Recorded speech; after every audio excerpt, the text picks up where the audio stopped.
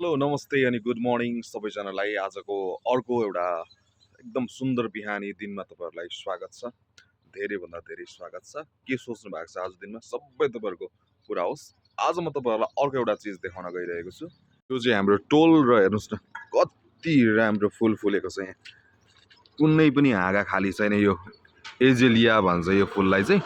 र यो हाम्रो टोलमा चाहिँ सबैतिर यो गमलामा यो फुल लगाइएको छ। टोल विकास समितिले लगाएको र यसको हेरचाह चाहिँ जसको आफ्नो यो हाम्रो घर उसको अगाडि घरको अगाडि कसको गमला पर्छ त्यसले हेरचाह गर्ने। हाम्रो अगाडि थुप्रै गमला छन्, 12-15 वटै होला नि। तीमध्ये दुईटामा चाहिँ एकदम राम्रो पर एउटा र यहाँहरूको दामी फुलेको छ।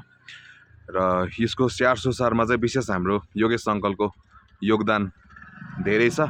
उहाँलाई यो फुल फुलेको देख्दा मैले सम्झिएँ। अहिले काठमाडौँतिर हुनुहुन्छ र अरूतिर हेर्नु न सबतिर दामी दामी फुलेको छ। र यो एजेलिया चाहिँ यो भयो र यसको यो सानो सानो बिरुवा चाहिँ हामीले यहाँ बिक्रीको लागि पनि राखेका छौँ।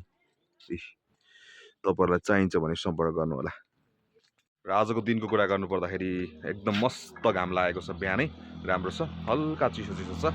र जुन हिसाबले यो फुल फुलेको छ त्यसरी नै तपाईँको दिन जीवन फुल्दै जाओस्, तपाईँको दिन शुभ रहोस्।